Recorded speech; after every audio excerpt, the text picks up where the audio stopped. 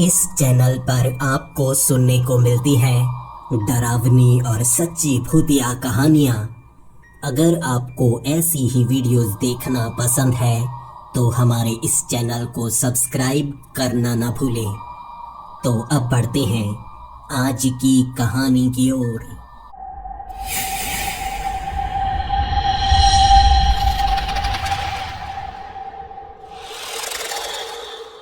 Hello दोस्तों, मेरा नाम मुकेश है और मैं अलीगढ़ का रहने वाला हूँ। सबसे पहले आपको अपनी जानकारी देता हूँ। 12 साल पहले पटना शहर को छोड़कर मैं अलीगढ़ में आया था और यहाँ एक फैक्ट्री में मुझे काम मिल गया, जिसके बाद धीरे धीरे मैं तरक्की करने लगा और माँ बाप को भी यहीं पर बुला लिया। अब यहाँ घर खरीद लिया था तो मेरी माँ मेरे पीछे पड़ गई। काम अच्छा है, घर खरीद लिया है तो अब तुम्हें शादी करनी चाहिए। 4 साल पहले मेरी शादी हुई थी और अब तो मेरे 2 बहुत ही अच्छे बच्चे भी हैं। लेकिन अब कुछ रुपयों की जरूरत थी तो मेरे पिता ने कह दिया, पटना वाला घर हम बेच देते हैं, वैसे भी टूटा फूटा सा है, वहां हम जाते नहीं हैं और खर्च बढ़ता है, उसे बेच देंगे तो कुछ रुपए हमें मिल भी जाएंगे। पिछले 6 महीने से वहां पर मैं बहुत बार जा चुका था। कई बार प्रॉपर्टी डीलर ऐसे लोगों से मुझे मिलवाते जो घर खरीदना चाहते लेकिन बहुत ज्यादा सस्ते में। 6 महीने से मैं बार बार पटना जा रहा था और बहुत ज्यादा ऊब चुका था। कुछ छुट्टियां मिलती थी वो मैं ऐसे सफर में बर्बाद कर दिया करता था। इस बार वो घर की बात फाइनल हो गई। अब सीधा रजिस्ट्री का काम होना था और मेरे अकाउंट में सारे रुपए आ जाते। आखिरी बार पटना जाने का मौका मिला था मुझे। मैंने अपनी बीवी को समझा दिया, 1 से 2 दिन लगेंगे, वहां से मैं जल्दी वो काम करवा के सीधा वापस आ जाऊंगा। आखिरी बार कुछ पुराने दोस्तों से मिल भी लूंगा, दोबारा तो पटना जाने का मौका नहीं मिलेगा। इस तरह मैंने वो बस बुक करवा ली थी, दिल्ली से पटना की वो बस जो सीधी जाती है, बड़ी जल्दी वहां पर पहुंचा देती है। फिर भी लगभग 17 से 18 घंटे का सफर तय करना पड़ता है। ये बस में मुझे बैठने का मौका अलीगढ़ बाईपास से मिलता और वहां जाने के लिए मैंने अपने दोस्त से कहा। वक्त रात के 11:20 का हो गया था। अगले 15 से 20 मिनट में वो बस आने वाली थी और मेरे उस दोस्त को भी काफी काम था। मेरे पास एक छोटा सा बैग था। मैंने उसे कह दिया, मुझे यहीं पर उतार देना यार, बस पीछे भी रुकेगी। और मैंने फोन पर बात की थी, उन्होंने कहा था बस यहाँ पर भी रुकेगी, तो यहाँ से मैं उस बस में चढ़ जाऊंगा, तुम जा सकते हो। अकेले उस जगह में खड़ा था। काफी वीरान और सुनसान सी जगह थी, दूर दूर तक कोई नजर नहीं आ रहा था। मन थोड़ा थोड़ा घबरा रहा था, ऐसा ना हो कि मेरे साथ यहाँ पर कोई हादसा हो जाए। लेकिन मैंने देखा 5 ही मिनट में वहां पर एक बस आई। वो बस डिप्पर मार रही थी।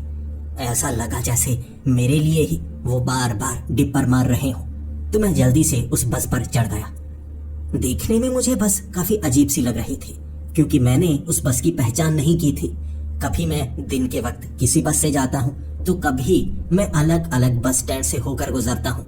सीधी अलीगढ़ से पटना की बस में एक बार ही बैठा था मैं। इस बस के अंदर मैं चढ़ा और मैं सबसे पहले बस के कंडक्टर से मिलना चाहता था।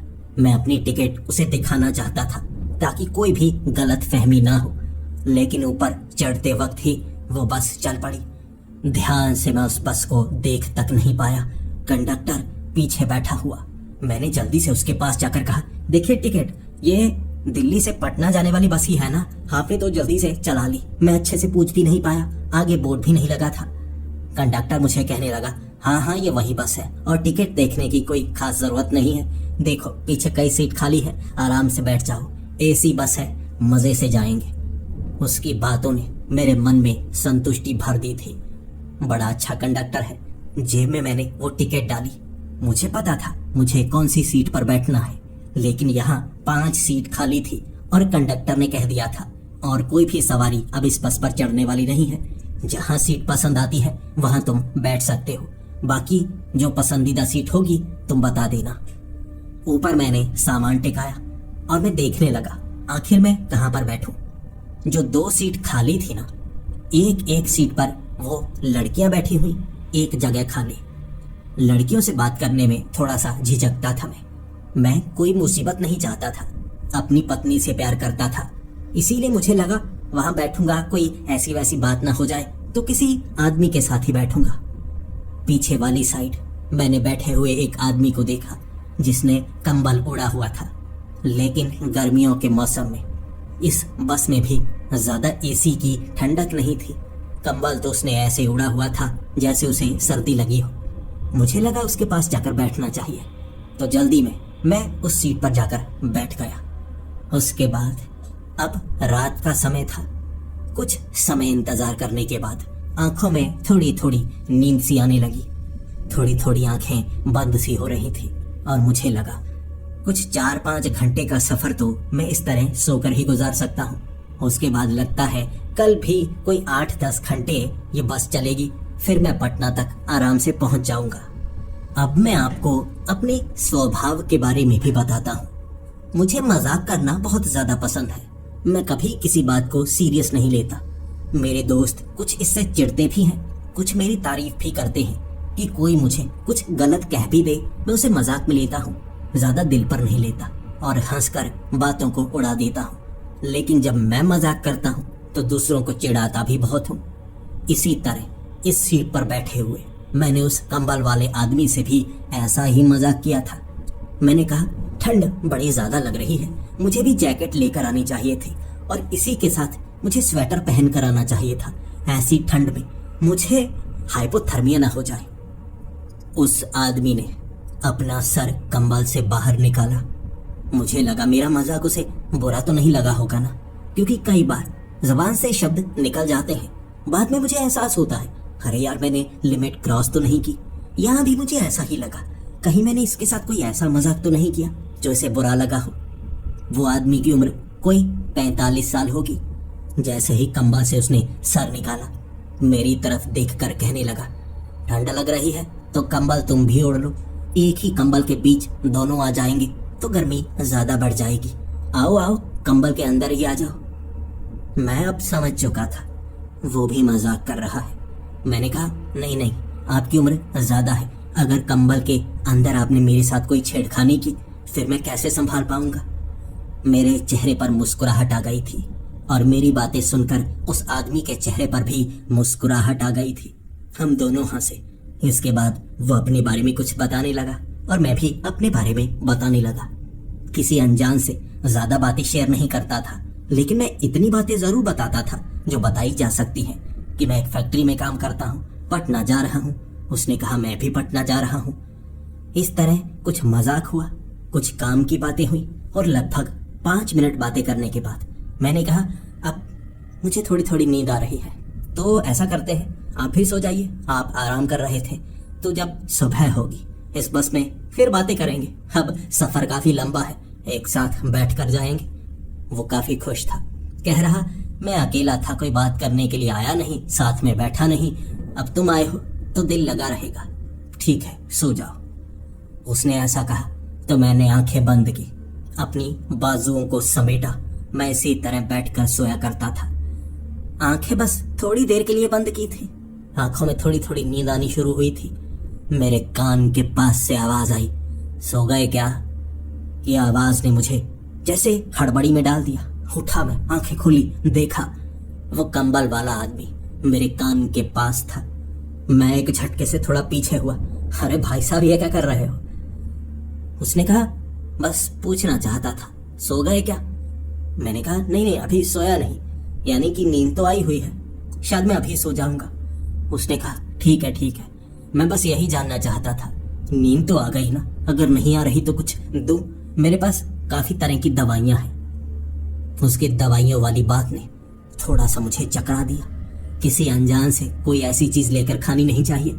मैंने मना कर दिया, जी नहीं नहीं, दवाई मेरे पास है, नींद मुझे आती है, कोई बीमारी नहीं है, सो जाऊंगा अभी 5 मिनट में। फिर से मैंने आंखें बंद की। 1 मिनट हुआ होगा, मेरे कान के पास से आवाज आई, सो गए क्या? ये आवाज ने फिर से मुझे डरा दिया, बहुत जक्का सा हो गया।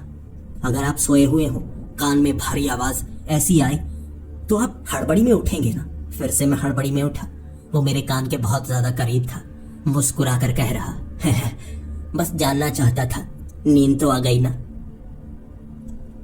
इस बार मैं थोड़ा सा गुस्से में था।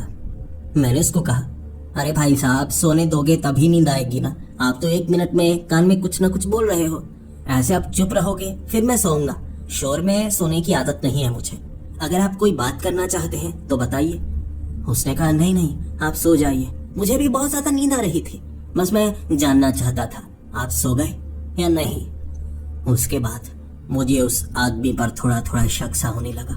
क्यों परेशान कर रहा है? जानना चाहता है मैं सो गया या नहीं। कहीं कोई चोरो चक्का ना हो, जेब में हाथ डालकर कोई चीज ना निकाल ले। इस बार मैंने भी थोड़ा दिमाग लगाया। आंखें बंद करके मैं वहीं पर बैठ गया। जानता था वो दोबारा आवाज लगाएगा, पूछेगा कि मैं सो गया या नहीं। मैं आंखें बंद करके 2 मिनट के लिए वहां पर बैठा हुआ था। फिर मेरे कान में हल्की सी आवाज आई, सो गए क्या? आ गई नींद? मैंने कोई जवाब नहीं दिया, ना मैं हड़बड़ी से उठा। मैं तैयार था इसके लिए। जानना चाहता था आखिर वो आदमी करना क्या चाहता है। फिर से दूसरी बार उसने पूछा, अरे भाई साहब, सो गए क्या? बता भी नहीं रहे। मैं नाटक करने लगा, यानी उसे दिखाना चाहता था कि मैं सो गया। देखूं तो सही करता क्या है। जेब में हाथ तो नहीं डालता, ऐसा कुछ करने की कोशिश तो नहीं करता। चोरी चकारी, यहाँ चोर चकार काफी होते हैं जो इस तरह बस का सफर करते हैं। किसी के साथ बैठ जाते हैं और जाते वक्त कुछ न कुछ निकाल लेते हैं। ध्यान रखना होगा। ऊपर मैंने अपना वो बैग भी रखा हुआ है, कुछ जरूरी चीजें हैं। अब उसमें मेरी कुछ अंगूठियां भी हैं, कुछ चांदी की, एक सोने की। उसका खास ध्यान रखना था। बीवी हमेशा कहती रहती है कि शादी वाली अंगूठी पहन कर रखो। इतनी ज्यादा मोटी अंगूठी है कि मेरी उंगली नीली फिरने लगती है। साबुन लगा लगा कर मैं उस अंगूठी को निकालता हूँ, इसीलिए जब उससे दूर होता हूँ अंगूठी निकाल ही देता हूँ। उंगली मेरी नीली ना फिर जाए, काटनी ना पड़ जाए, मैं उसे बैग में रखता हूँ। लेकिन ये मुसीबत वाली बात थी, ये आदमी कहीं कोई चोर तो नहीं। 2 बार मेरे कान में बोल चुका है, इसीलिए मुझे लगा अब उसे लग रहा होगा कि मैं सो गया। जवाब नहीं दे रहा, अब कुछ ना कुछ जरूर करेगा। और उसने जो किया, मुझे उम्मीद नहीं थी कि कोई ऐसा भी कर सकता है। तीसरी बार फिर से उसने मेरे कान में आवाज लगाई और पूछा, भाई साहब सो गए? कुछ बताओ तो सही भाई साहब। अब बता भी नहीं रहे। अगर सो गए हो तो बता दो ना मुझे। उसने ये कहा। उसके बाद मेरी बाजू को पकड़ा। मुझे लगा जेब में हाथ डालने वाला है, लेकिन उसने जेब में हाथ नहीं डाला था। बाजू पकड़कर जो मुझे हिलाया, जो झटके दिए, अगर मैं गहरी नींद में भी होता तो भी उठ जाता। ऐसे सर को हिला के रख दिया। मैं भाव चक्का सा होकर उसकी तरफ देखने लगा। फिर मुझे उठा हुआ देख वो कहने लगा, अरे भाई साहब जवाब तो दो ना। अब तो जवाब भी नहीं देते। सो गए हो तो बता दो ना। मैं आंखें मलते हुए नाटक कर रहा और गुस्से से उसको कह रहा, पागल हो क्या? अगर सो गया तो जवाब कैसे दूंगा? नींद में जवाब कैसे दूंगा? उसने कहा, तभी तो हिलाया ना। हिलकर उठे हो तो बता दो सो गए थे, इसीलिए मैं परेशान ना करूं। मैंने कहा, भाई साहब अगर कोई ऐसे लेटा हुआ है आंखें बंद करके, जवाब नहीं दे रहा, इसका मतलब होता है कि वो सो गया। मुझे सोने दो भाई, ये क्या कर रहे हो? हिलाए जा रहे हो। उसने कहा, ठीक है, अब पता चला ना कि तुम सो गए थे, बस जानना चाहता था। उसके बाद मुझे उस पर काफी ज्यादा गुस्सा था। चिढ़ गया था मैं। क्या पागल है, सोने नहीं दे रहा था, चलो अब बता दिया है, लेकिन अब नींद कैसे आएगी? पता नहीं चोर है या क्या है, पागल लगता है। ऐसा ना हो नींद में कुछ ऐसी हरकत करे जो मुझे परेशान करे। मैं उसको खास तौर पर कहने लगा, भाई साहब हिलाना मत, बोलना मत, अब नींद आई हुई है, सोने दो मुझे। उसने कहा, ठीक है, अब मैं कान में नहीं बोलूंगा, हिलाऊंगा नहीं। वो अपनी सीट की एक तरफ हो गया। खिड़की हल्की सी खोली हुई थी, बाहर से थोड़ी थोड़ी हवा अंदर आ रही थी और मैं भी आंखें बंद करके सोने की कोशिश करने लगा। सोचा था मैंने पहले 5-7 मिनट मैं सोऊंगा नहीं। आंखें बंद ही की थी और जिस चीज की उम्मीद नहीं थी वही चीज हुई। अचानक उसने ना मेरे कान में कुछ बोला, पकड़कर मेरे सर को जोर जोर से हिलाने लगा। मैं एकदम से उठा। वो मेरा सर खींचकर खिड़की के पास ले जाना चाहता था। मैंने कहा, पागल हो या क्या कर रहे हो? उसने कहा आम का पेड़, वो देखो आम का पेड़। बाहर बिल्कुल अंधेरा था, रात का वक्त था और सड़क से कोई आम का पेड़ क्या नजर आता, ये हाईवे है। वो कहने लगा आम का पेड़ था, आम लगे हुए कितने अच्छे, खाने हैं आम, तोड़ूं क्या? एक बार उसके चेहरे की तरफ देखकर सोच में पड़ गया, क्या पागल है? मैंने कहा अबे पागल है क्या, कौन से आम के पेड़, सोया हुआ था मैं, अगर पेड़ होंगे भी तो निकल गए, कभी आम के पेड़ नहीं देखे। उसने कहा देखे तो हैं, सबको अच्छे लगते हैं और उस पर पके हुए वो आम खाने हैं, तोड़ूं? गुस्से में था और मैंने कहा तोड़ तोड़ तोड़ आम। कौन से पेड़ है तेरे लिए जो इस बस के साथ चिपके हुए हैं, निकल गए वो, कब से निकल गए? उसने कहा नहीं, वो देखो यहाँ आम के पेड़ ही पेड़ आ रहे हैं, देखो देखो। अंधेरा था बाहर, कुछ नजर नहीं आ रहा। वो पागल था, मुझे भी पागल बना रहा। मुझे लग रहा था ये ना मुझे सोने देगा ना खुद सोएगा, आम के पेड़ देखता रहेगा, मुझे जगाता रहेगा। कर क्या रहा है? गुस्से से भरा हुआ था, सीधा उसे चेतावनी दी, अगर अब मुझे परेशान किया ना, देख मैं घूंसा मारूंगा तेरे मुंह पर। वो थोड़ा सा घबराया, बैठ गया, खिड़की बंद कर दी। मुझे लगा अब हर जगह मजाक से काम नहीं बनता, कई जगह गुस्सा दिखाना पड़ता है। जब कोई हद पार कर रहा हो ना, तब आपको गुस्सा दिखाना पड़ता है। इस बार मैंने आंखें बंद नहीं की थी। अचानक वो बाहर की तरफ देखकर कहने लगा, हाम हाम हाम, देखो तो सही क्या खुशबू आ रही है, अल्फांसो आम है, अल्फांसो, बड़े महंगे होते हैं, खुशबू ही खुशबू। मैंने कहा कौन सी खुशबू, खिड़की तो बंद है। उसने खिड़की खोली और कहा ये देखो कितनी खुशबू है। मैं गुस्से में कह रहा, कौन सी खुशबू, मुझे नहीं आ रही, कोई खुशबू नहीं आ रही, परेशान मत कर मुझे। उसने मेरे सर को पकड़ा, खिड़की के बाहर आधा सर मेरा निकाला था और कह रहा, सूंघो सूंघो, देखो आम की खुशबू, आम की खुशबू। चिढ़ गया मैं, धक्का दिया, सर मैंने पीछे की तरफ किया। पागल है, मरवाएगा मुझे, कोई खंबा आएगा जो साइड में टकरा जाएगा, तूने तो सर बाहर निकाल दिया। अबे पागल, देख मैं मारने वाला हूँ तुझे, परेशान करके रखा है इसने। खड़ा हो गया था मैं, बस में ये शोर सुनकर। वहां कई लोग जो सोए हुए थे देखने लगे कि झगड़ा बढ़ चुका है। मैं उस आदमी को कहने लगा, ये पागल बिठाया है यहाँ, बहुत परेशान कर रहा है, बार बार आम ये वो, ना मुझे सोने दे रहा है, जा रहा हूं मैं, कहीं और बैठूंगा। कंडक्टर मुझे कहने लगा, शांत हो जाइए, देखिए सीट और भी काफी बाकी है, आप कहीं और बैठ जाइए अगर आपको पसंद नहीं है उस आदमी के साथ बैठना। उसको मैंने कहा, अब बैठा रह, दोबारा आवाज मत लगाना, बात मत करना मुझसे। वहां से उठा, मैं एक दूसरे आदमी के पास जाकर बैठ गया। वो आदमी कोई समझदार बिजनेसमैन लग रहा था, सूट पहना हुआ था उसने। उसके साथ जाकर मैं बैठा और उसे कहने लगा, यार वो पागल था, ना सोने दे रहा है, खींचकर मेरा सर बाहर निकाल दिया, कभी आम नजर आ रहे हैं, कभी बातें किए जा रहा है। वो कहने लगा, यहाँ कुछ लोग ऐसे ही होते हैं, अब कई बार ऐसे लोग साथ वाली सीट में होते हैं तो समय गुजारना पड़ता है, कोई बात नहीं, यहाँ पर बैठो। तो वो आदमी अच्छा लग रहा, उसने मुझे इशारा करके कहा, यहाँ खिड़की वाली सीट पर बैठना है या वहीं पर बैठोगे? मैंने कहा कोई बात नहीं, आप वहां बैठे रहिए, मैं यहाँ बैठ जाऊंगा। उसने कहा यह अच्छा है, मुझे कभी कभी थोड़ी सिगरेट पीने की तलब होती है तो मैं खिड़की वाली साइड बैठता हूँ, खिड़की खोलता हूँ तो अंदर भी धुआं नहीं जाता, इस तरह मैं सिगरेट पी सकता हूँ। मैंने कहा ठीक है ठीक है ठीक है, मैं समझ सकता हूँ, आप जैसा करना चाहते हैं कर सकते हैं। उसके बाद हम मुझे लगा था यहाँ शांति है। 2 बार पीछे मुड़कर देखा मैंने, वो तो कंबल में अपना मुंह भी लपेट चुका था, कमीना अकेला सोना चाहता था, शायद इसीलिए मुझे अपने साथ वाली सीट से उसने उठाया होगा, लेकिन यहाँ मैं एडजस्ट कर सकता था। अब आंखों में थोड़ी थोड़ी नींद आने लगी। अचानक हल्की हल्की ठंडी सी हवा जो बाहर से अंदर आ रही थी, शायद उसने वो खिड़की खोली होगी, थोड़ी सी वो सिगरेट की खुशबू जो मेरे नाक के अंदर पहुंची, अच्छा लगा। सिगरेट पीना मुझे पसंद था, ज्यादा नहीं पीता था, लेकिन फिर भी बीवी से छिपकर मैं कुछ 1 आध सिगरेट दिन में पी लिया करता था। दोस्तों ने ये आदत लगाई थी और अब ये आदत छूट भी नहीं रही थी, और मैंने सोचा हुआ दिन में 1 सिगरेट अगर पी लूंगा तो कोई ज्यादा परेशानी वाली बात नहीं है।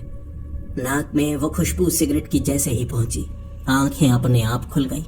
देखने लगा मैं कौन सिगरेट पी रहा है, और जैसा मुझे अंदाजा था, साथ में बैठा हुआ वो आदमी सिगरेट पी रहा। वो सिगरेट को थोड़ा हाथ बाहर निकालकर झाड़ता, फिर सिगरेट पीता और धुआं भी मुंह बाहर निकालकर फेंकता। अब थोड़ी थोड़ी खुशबू जैसे पास में बैठे हुए किसी पैसेंजर को आ ही जाती है।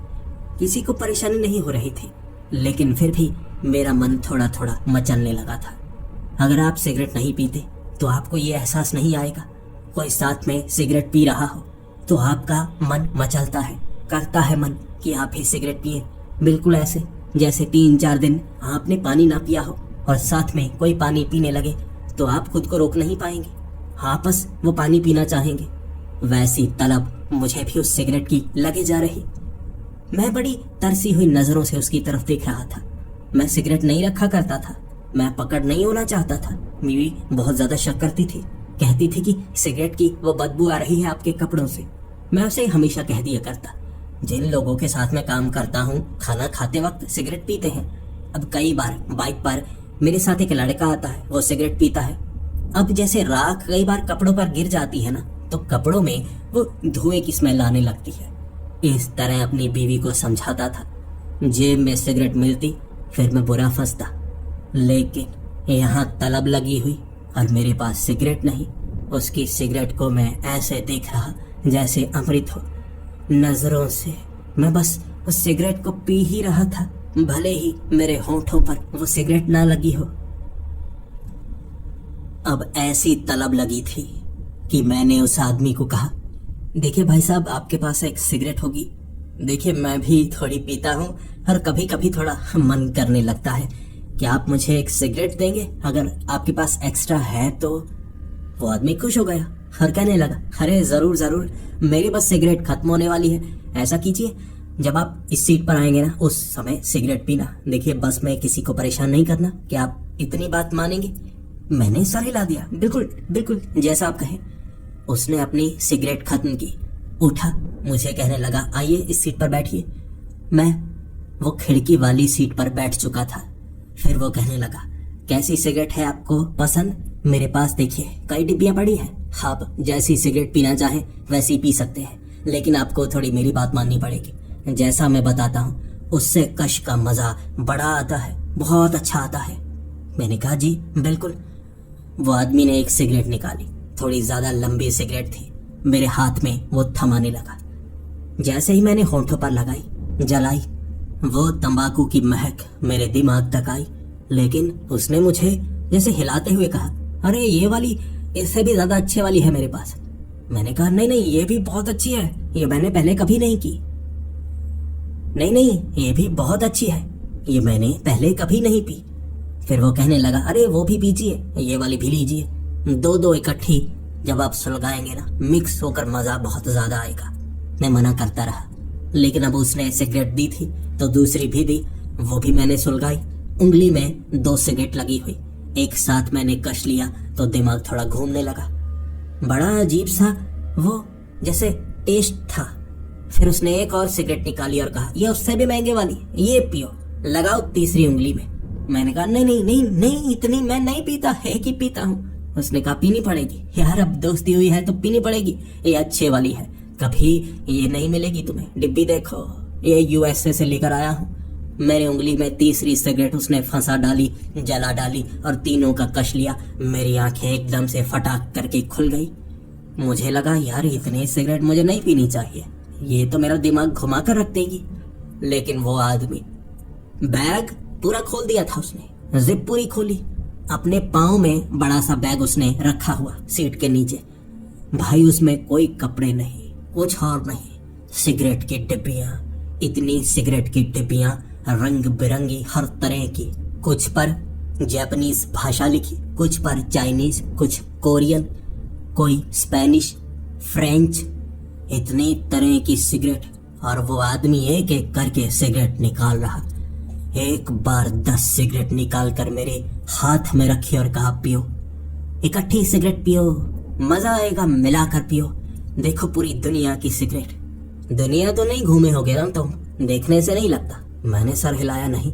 उसने कहा, मैं घूमा हूँ, दुनिया में बहुत घूमा हूँ, अलग अलग जगह से। मैं सिगरेट ही तो इकट्ठी करता हूँ, बहुत ढेर लगे हैं घर में, ये इकट्ठी पियो। 3 मेरी उंगलियों में थी, 10 मेरे हाथ में थमाई, ऊपर से जलाकर कहने लगा पियो पियो।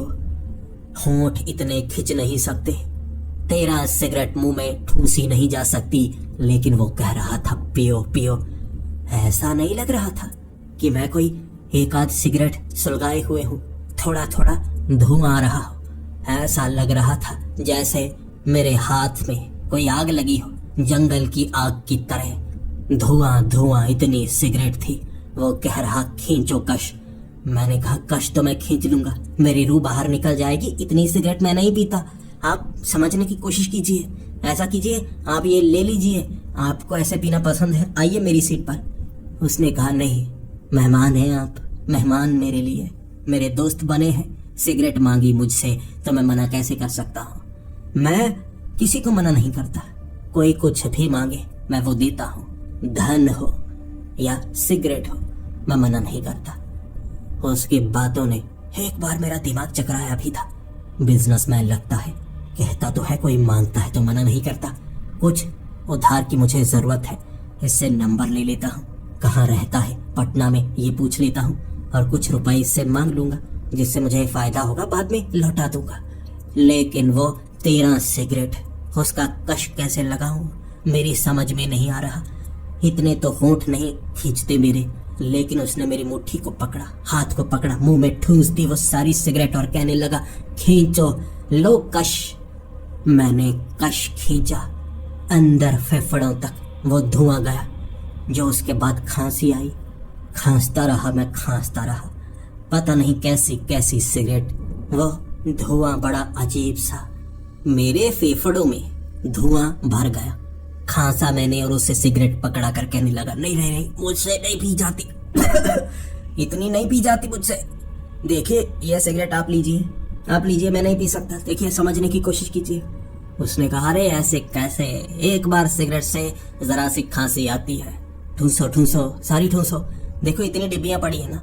यार मैंने तो कोई 10 डिब्बियां खोली होंगी, वो सिगरेट तुम्हें दी है, नीचे देखो नीचे 50 से ज्यादा डिब्बियां हैं, निकालता हूँ एक बार में। होठों में कैसे नहीं आती, होठ खींच सकते हैं हमारे, रबर जैसे बने होते हैं, देखो खींच कर देखो, दांत ऊपर तक जाएंगे। ये तो कोई 10-12 सिगरेट है, मैं तुम्हें 50 देता हूँ, ठूसो ठूसो, एक बार में पियो, मजा आ जाएगा। जो रूह के बाहर निकलने का मजा होता है ना, वो अलग होता है। मैं उसकी आंखों की तरफ देख रहा, दिखने में ठीक ठाक लगता था, ऐसे सिगरेट पीता है तो जिंदा कैसे है। मैंने मना कर दिया, नहीं नहीं नहीं भाई साहब नहीं, मैं सिगरेट नहीं पीऊंगा, देखिए पकड़िए पकड़िए, मेरा मन नहीं कर रहा। आप तो जिद कर रहे हैं। उसने कहा जिद है तो जिद समझो, देखो मैं मना नहीं कर सकता, तुमने सिगरेट मांगी है तो मैं सारी सिगरेट पिलाऊंगा, मेहमान हो तुम मेरे। खड़ा हो गया मैं कहने लगा आप इधर आइए, इधर आइए, पिए आप, मैं नहीं पीने वाला। उसने कंधों को पकड़ कर बिठाया और कहा बैठिए, अब सिगरेट तो पीकर ही जाएंगे, मेहमान है मेहमान।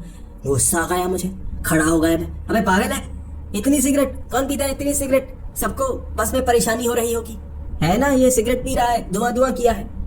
किसी ने सर नहीं हिलाया, मुझे लगा इन्हें नहीं परेशानी, मुझे तो हो रही है ना। देखिए भाई साहब मैं सिगरेट नहीं पीऊंगा, मैं सिगरेट नहीं पीऊंगा। उसने मेरे कंधों को पकड़ा, खींचा और कहा पियो तो सही, मजा आ जाएगा। मैं गुस्से से कहने लगा कंडक्टर साहब मैं यहाँ नहीं बैठूंगा, ये मुझे निकलने नहीं दे रहा, सिगरेट इतनी सारी कैसे पीऊंगा मैं। उसके हाथ से सिगरेट पकड़ी मैंने, बाहर की तरफ फेंकी। उसकी आंखों में गुस्सा, वो झगड़ा करने लगा, पागल हो, कितनी महंगी सिगरेट पता भी है, 2000 रुपए की होंगी, एक एक मिलाकर बनाई। मैंने कहा मैं क्या करूं, जबरदस्ती होठों में डाले जा रहे थे, मैंने फेंक दी बाहर। झगड़ा हुआ उससे, वहां से मैं बाहर निकला।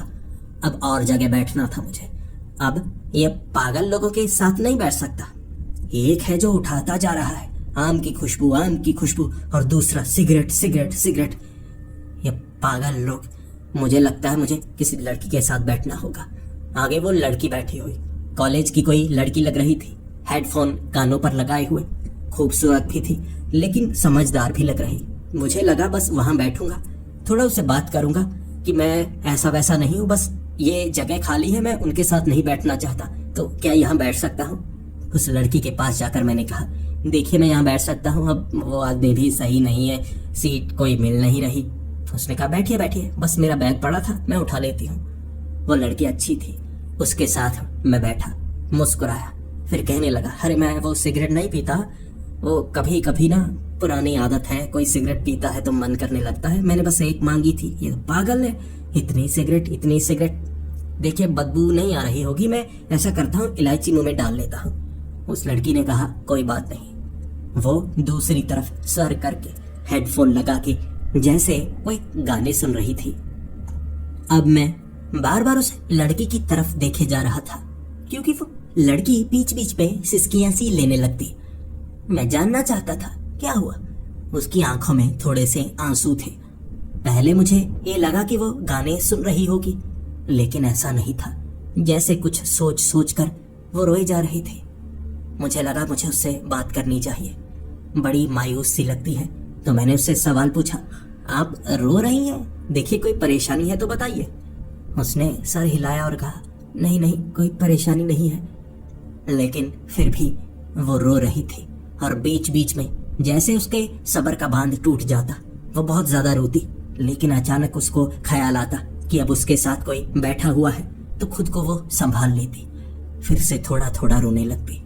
मैंने फिर से उसको सवाल किया, देखिए ये लीजिए रुमाल, आप काफी ज्यादा रो रही हैं तो आंखें साफ कर लीजिए। देखिए कोई परेशानी है, कोई उदासी वाली बात है तो आप मुझसे कर सकती हैं। और उसने वो हेडफोन उतारे और कहने लगी, लड़के बड़े धोखेबाज होते हैं। देखिए मैं आपके बारे में नहीं कह रही, लेकिन मैं जितने लड़कों को मिली हूं ना, सब धोखेबाज होते हैं। बस अपना मतलब निकालना चाहते हैं, सच्चे प्यार की कदर नहीं करते। क्या आपकी शादी हो चुकी है? मैंने कहा, जी मेरी शादी हो चुकी है और 2 बच्चे भी हैं मेरे। उसने कहा, गर्लफ्रेंड से शादी की या ये अरेंज मैरिज थी? मैंने कहा, अरेंज मैरिज थी। उसने पूछा, तो कोई गर्लफ्रेंड कभी रही? अगर गर्लफ्रेंड रही तो आपने धोखा दिया होगा ना? मैंने कहा, नहीं नहीं, काम में इतना ज्यादा बिजी था मैं, तो कभी गर्लफ्रेंड की तरफ ध्यान नहीं दिया।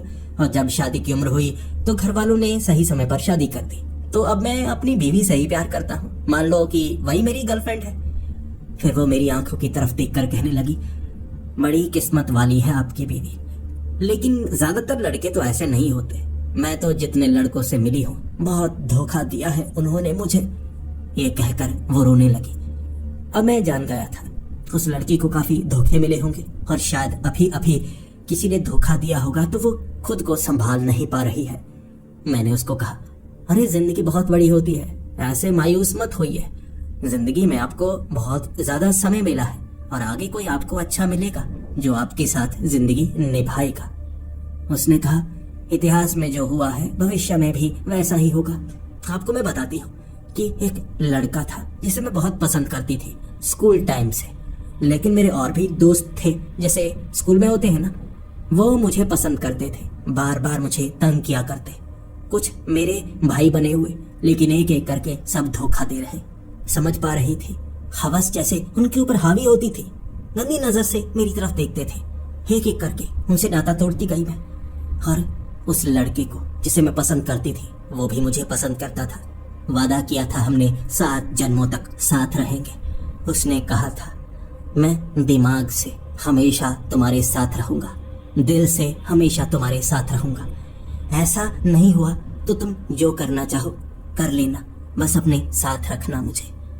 मैंने वो वादे को स्वीकार किया, लेकिन मुझे बाद में पता चला कॉलेज में उसका अफेयर किसी और लड़की से है। लेकिन अब उसने वादा किया था तो मैं वो वादा निभाती ना। आप बताइए, वादा निभाना चाहिए था ना मुझे। मैंने कहा, हाँ है तो वो बुरा, लेकिन अगर उसने माफी मांगी है, वो बदला, तो आप वादा निभा सकती हैं, उसके साथ आप रह सकती थी। उस लड़की ने कहा, उसका अफेयर एक लड़की से नहीं था, बहुत सारी लड़कियों से था।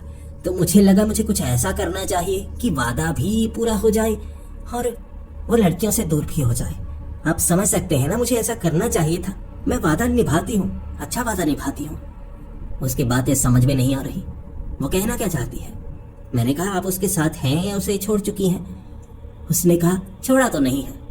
आप साथ भी नहीं कह सकते, ये ब्रेकअप भी नहीं कह सकते, मैं क्या ही बताऊं।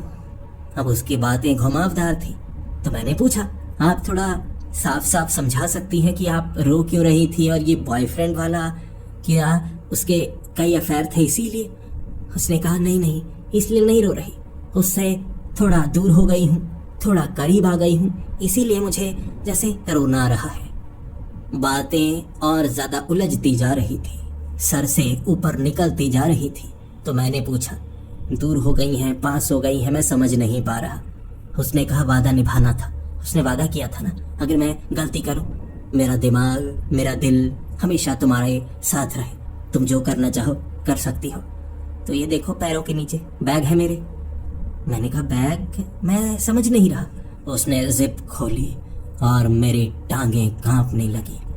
सर था उसमें और एक गला हुआ शरीर का हिस्सा। दिल लग रहा था जैसे उसने अपने बॉयफ्रेंड का गला काटा हो, दिल निकाला हो, बैग में रखा हुआ। मुंह मेरा खुला हुआ, ऊपर की तरफ लड़की की आंखों में देखा मैंने। मुझे वो लड़की अब मासूम लड़की नहीं बल्कि एक कातिल नजर आ रही थी। उंगलियां कांप रही, टांगें कांप रही। खड़ा हो गया मैं और वो लड़की कहने लगी, आप खड़े क्यों हो गए? बैठिए ना।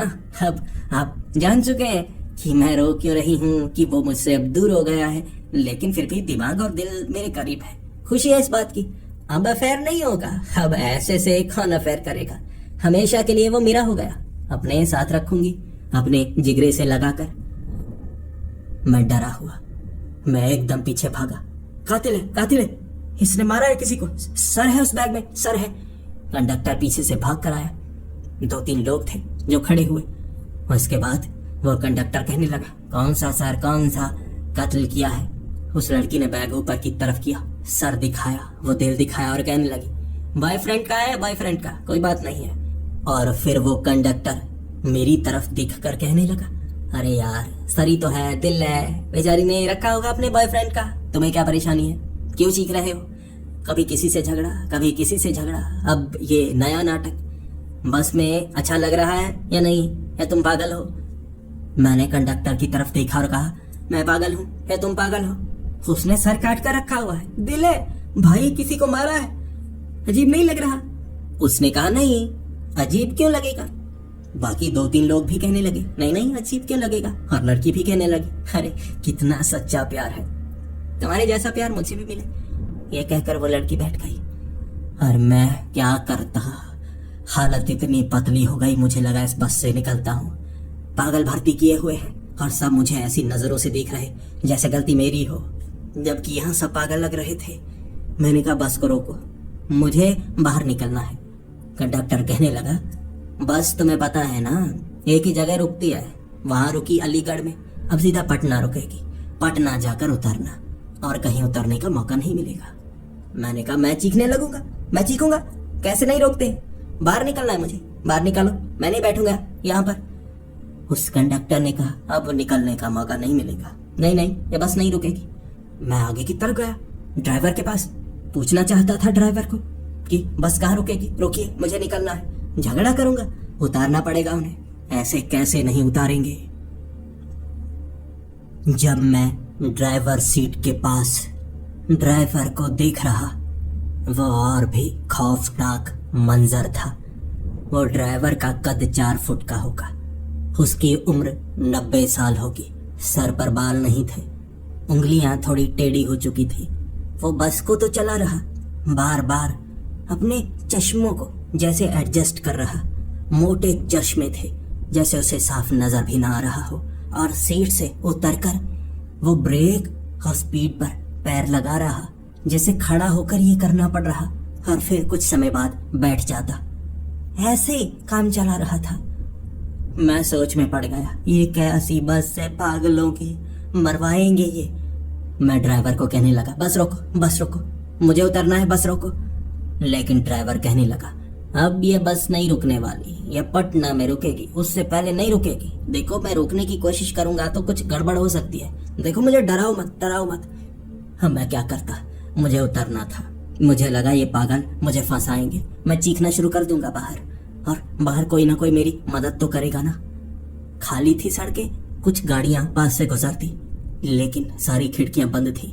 आवाज बाहर निकलेगी या नहीं, या ये सारे पागल मुझे नुकसान तो नहीं पहुंचाएंगे, मुझे नहीं पता था। लेकिन इतना पता था, ड्राइवर को परेशान करूंगा तो वो गाड़ी कहीं ना कहीं तो रोकेगा।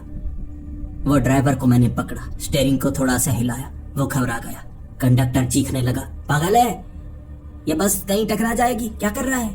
मैंने ड्राइवर को कहा, गाड़ी धीमी कर, गाड़ी धीमी कर। हाथ में बैग था, उसने गाड़ी धीमी की। मैंने बटन से वो दरवाजा खोल दिया। दरवाजा खोलकर मैं बाहर की तरफ भागा। बस रुकी हुई थी। आराम से मैं भागने लगा। मुझे नहीं पता यह जगह कौन सी थी। समय काफी ज्यादा हो चुका था। डरा था मैं। वहां हाईवे से नीचे उतरकर मैं भागने लगा। बस भी आगे नहीं गई। जैसे बस से कुछ लोग उतरे थे, हाथ में कोई डंडे, पता नहीं कैसी चीजें, और मुझे पता लग गया ये क्रिमिनल है या कुछ अजीब चीज है, ये मुझे मार डालेंगे। और मैं भागता गया, चीखता गया, लेकिन वो लोगों ने मुझे घेर लिया। मुझे लगा था कोई तो मदद करेगा ना। वह मदद करने वाला कोई नहीं था। खाली बंजर सा इलाका था, खेत से बने हुए। कोई इंसान वहां मौजूद नहीं, और इन सब ने मुझे पकड़ लिया। मुझे उठाया हवा में। और कमाल की बात देखिए, डंडे कपड़े वो इसलिए लेकर आए थे ताकि अर्थी सी बना सके। मुझे अर्थी पर उठा लिया था उन्होंने। बाजुओं को एक एक करके दोनों तरफ पकड़ा, नीचे से टांगों को पकड़ा, इस तरह से अर्थी को कपड़े समेत मुझे दोबारा बस की तरफ ले जा रहे। देखा मैंने कौन कौन है ये। पहला आदमी वही कंबल वाला, घूर कर देख रहा और कह रहा, तुम पागल हो, आम की खुशबू यहाँ पर भी आ रही है। तुम पागल हो, क्या कर रहे थे? अब सो लो, सो लो, यहाँ ऊपर जितना सोना चाहते हो सो सकते हो। दूसरी तरफ मैंने चेहरा किया, वो सिगरेट वाला। सिगरेट पियोगे? देखो बड़ा मन कर रहा है। तुमने पहले सिगरेट नहीं पी, अब सीधा बस में चले जाओ। टिकट ली है ना, कंडक्टर बड़ा सख्त है। जहाँ से बस चलती है, जहाँ बस रुकती है, बीच में जो चढ़ता है उसे ऐसे ही रास्ते में उतरने नहीं देते। कहीं तुम्हारे साथ कुछ हो गया, हम तो फंसेंगे ना। तो कंडक्टर ने हमें लेने के लिए भेजा था। पैर की तरफ देखा तो वो लड़की है, आंखों में आंसू, और कह रही, शादीशुदा हो लेकिन तुम्हारी हरकतें ठीक नहीं लगती। तुम्हारी बीवी को बताऊंगी। भागते हो तुम, जरूर लड़कियों के साथ भाग जाओगे तुम, भागते हो तुम। मैं देख रहा कि आप पागल हैं। और कमाल की चीज, जो अर्थी को चौथी तरफ से पकड़ रखा था ना, वो ड्राइवर ने पकड़ रखा। इतना बूढ़ा, इतना नीचे था, अपनी बाजुओं को ऊपर की तरफ किए हुए, फिर भी ये अर्थी को जैसे उसने संभाल रखा हो। उस तरफ वाली टांग को खींचकर मैंने थोड़ा हल्का महसूस किया। मैं उस टांग से अब उतरना चाहता था, उस अर्थी से, लेकिन तभी सामने से कंडक्टर आकर कहने लगा, देखो अगर तुमने ऐसा कुछ किया ना, बाद में मत कहना। बाकी सब पैसेंजर को मैं बुलाऊंगा पकड़ने के लिए। अब बाकी कुछ अजीब से है, फिर मत कहना कुछ बुरा हो गया। उसकी बातों ने सिहरन पैदा कर दी मेरे अंदर, लेकिन फिर भी मैं भागना चाहता था। तो दो पैसेंजर अंदर से और आए, पकड़ लिया उन्होंने मुझे, पेट से पकड़ा, टांग से पकड़ा। हिल नहीं रहा मैं, चीख रहा था मैं, लेकिन आवाज का कोई फायदा नहीं। फिर से मुझे बस के अंदर बिठा दिया। बस का वो दरवाजा कर दिया बंद, और कंडक्टर कहने लगा, सीट मैंने खाली करवाई है कई, जैसे उस कंबल वाले के साथ किसी को बिठाया है, वो लड़की के साथ बिठाया है, बाकी जगह खाली हो गई है। किसी जगह पर बैठो, और पटना में जाकर उतरेंगे हम। पहले मैं किसी को उतरने नहीं दूंगा। चलो चलो बैठो अपनी जगह पर जाकर। मैं वहीं खंबे के पास खड़ा हो गया और कहने लगा, नहीं नहीं, मैं नहीं बैठूंगा, सारे पागल हैं, सारे पागल हैं, मैं यहाँ खड़ा हूँ, उतारो मुझे, नीचे उतारो, नीचे उतारो। मैं कहता गया। वो ड्राइवर बस जो चला रहा था ना, पागल था वो। बस हाईवे पर जा रही, स्टेयरिंग को छोड़ दिया उसने, सीट पर खड़ा हो गया और पीछे की तरफ देखकर कहने लगा, ये नीचे उतरे जा रहा है, फिर मत कहना, मैं इसकी बात मान लूंगा, इसे समझा दो, मैं इसकी बात वरना मान लूंगा। अब मुझे लगा कि वो ड्राइवर शायद मेरा साथ दे सकता है। मैंने ड्राइवर को कहा, मेरी बात मान लीजिए, मुझे नीचे उतरना है। लेकिन उसके बाद उस ड्राइवर ने जो कहा ना, सारे पैसेंजर कांप गए थे। मैं खुद डर गया था। उस ड्राइवर ने कहा, ये उतरने की बातें किए जा रहा है, उतरने की बातें किए जा रहा है, ये नहीं उतरेगा, मैं उतारता हूँ। उस ड्राइवर ने हाईवे से उस बस को उतार दिया। बस की स्पीड थोड़ी कम हुई थी, यानी कह सकते हैं कोई 50-60 की स्पीड से हाईवे से बस को उतारा। कच्ची जगह पर, नीचे बंजर या खेत, वो बस ऐसे लड़खड़ा रही थी। मुझे लग रहा अब हम मरेंगे, कहीं किसी पेड़ से टकराएंगे या ये बस पलट जाएगी। मैं कह रहा, पागल है, रोक रोक रोक। वो कह रहा, बस नहीं रुकेगी, बस तो पटना जाकर रुकेगी। नीचे उतरने की बातें कर रहा था। ले उतार दी बस मैंने। अब बता किस तरफ जाना चाहता था, उसी तरफ से निकालता हूँ। तुझे शॉर्टकट का पता होगा, तुझे पटना जाना था ना, तो बता किस तरफ से निकालूं। सामने वो बड़ा सा कांच और इतनी तेजी से निकलते हुए वो पौधे जिनसे वो बस टकरा रही, खेतों के बीच से, बंजर जमीन के ऊपर से, हाईवे पर लगी हुई वो स्ट्रीट लाइट्स दूर हो गई थी। हम तो हाईवे से बहुत दूर निकल आए। बस ऐसे उछल रही, मुझे लग रहा ये बस पलटेगी। और रफ्तार वो कम नहीं कर रहा। वो बूढ़ा जिसे साफ नजर तक नहीं आता था, पैर उसके नीचे वाले पेडल्स तक नहीं पहुंचते थे, वो पागल ने बस नीचे उतार डाली थी। अब ब्रेक लगाने के लिए भी उसे उतरकर सीट से पैर आगे पहुंचाना पड़ता, और वो 1.5 फुटिया पैर तो उसका पहुंचने वाला नहीं था। मुझे लग रहा था मौत ने बुलावा दिया है और अब मौत जैसे लेकर ही जाएगी। सब कहने लगे थे, तेरे कारण हुआ है, ये तेरे कारण हुआ है। वो पागल पैसेंजर, वो पागल कंडक्टर मेरी तरफ उंगली किए जा रहा, खंबे को पकड़े हुए। मुझे लग रहा मैं मरूंगा। ये मेरे कारण हुआ है, शायद वो मेरी बात मान ले। मैंने हाथ जोड़े और ड्राइवर को कहा, हाईवे पर ले लो भाई, हाईवे पर ले लो, मारे जाएंगे सब। उसने कहा, लेता हूँ, आगे से लेता हूँ। यानी कि तुम्हें नहीं पता, शॉर्टकट का नहीं पता। मैंने कहा नहीं। उसने फिर बस को थोड़ा घुमाया। अब हम उस हाईवे से काफी दूर थे। उसने पता नहीं एक छोटी सड़क पर वो बस को चढ़ा लिया। फिर भी मुझे लगा ये अच्छा है, कम से कम सड़क तो है। पहले तो ऐसा लग रहा था खेतों में बस पलटेगी और कहीं किसी नदी में ना गिर जाए, लेकिन अब सड़क आ गई थी। ये सड़क एक पहाड़ी इलाके के ऊपर की तरफ जा रही। मुझे नहीं पता था कि यहाँ ये पहाड़ी इलाका भी है। काफी समय से वो बस को इस तरफ ले जा रहा और चढ़ाई पर घुमाव आ रहे, और मैं हक्का बक्का लेकिन चुप, कुछ नहीं बोल रहा था, क्योंकि अब तो सड़क पर बस चढ़ाई थी। कुछ बोलूंगा ऐसा ना हो यहाँ से नीचे उतार दे। लेकिन फिर भी कहीं गलत दिशा में तो नहीं ले जा रहा, ये जानने के लिए मैंने उस ड्राइवर को कहा था, यह पटना की तरफ जा रही है, ये पहाड़ी इलाके आगे तो नहीं आते। मुझे नहीं पता था लखनऊ वाला रास्ता ऐसा है। उस ड्राइवर ने कहा, हाँ मुझे भी पता है, वो नीचे उतारने को तुमने कह दिया था तो आगे निकल आए, तो इस सड़क पर यहाँ से आ गए। अब आगे एक रास्ता है, मुझे पता है, उस तरफ से हम दोबारा हाईवे पर चले जाएंगे। तब मुझे शांति का एहसास हुआ, लेकिन फिर भी मैं घबराया हुआ। वो पागल ड्राइवर था, पागल। आगे जो उसने किया वो कोई पागलपन से कम नहीं था। एक जगह उसने बस रोकी सड़क के बीच में, फिर कहने लगा, अब सब सीट पर अच्छी तरह से बैठ जाओ, थोड़ा बस हिलेगी तो थोड़ी मुश्किल होगी, तो मैं अब सीधा थोड़े कच्चे रास्ते से निकालूंगा, तब हाईवे पर जाने का मौका मिलेगा। वो नीचे देखो, वो है हाईवे, इस तरफ पहाड़ी इलाके से उस हाईवे पर हमें मिलना है। ये कच्ची सड़क तो आगे कई गांव हैं, छोटे शहर हैं, उस तरफ जाती है, उस तरफ हमें नहीं जाना है। मैं समझ नहीं पाया उसका मतलब क्या है। भाई यहाँ कोई रास्ता तो है नहीं, कहाँ जाएंगे? उसने कहा, बस यहीं से निकाल लूंगा। पागल था वो पागल। ड्राइवर ने इतनी ऊंचाई पर एक पहाड़ी से नीचे खाई की तरफ बस को घुमाया, सीधा नीचे गिराने वाला था। नीचे की तरफ पेड़ों के बीच वो बस फंसी हुई। आधे वो 2 टायर आगे की तरफ निकल आए और कई ने खिड़की खोली और छलांग लगा दी। मुझे लगा ये पागलों की बस, आज मरेंगे, मैं भी मरूंगा। कुछ पता नहीं चल पा रहा था। मौत आंखों के सामने दिखने लगी। लगा मुझे ये मेरा आखिरी दिन है। और उसने एक्सेलरेटर पर पैर पहुंचाया। बीच में घुसकर, पैर नहीं पहुंचता था उसका, तो घुसकर पूरा दबा दिया पेडल, और वो बस उस पहाड़ी से सीधा नीचे। पेड़ों के बीच से जो झटका महसूस हुआ, सारी सीट हिल गई। कई खिड़की से बाहर छलांग लगा चुके थे। एक दरवाजा खोलकर उस कंडक्टर ने भी छलांग लगा दी। सारे पागल जैसे बचना चाहते थे और मैं खंबे को पकड़े हुए चीखा। मैं ऐसा चीखा कि मेरा सर उस खंबे से टकराया होगा और मेरे होश उड़ गए। लगा था मुझे नीचे गिरेंगे तो मरेंगे।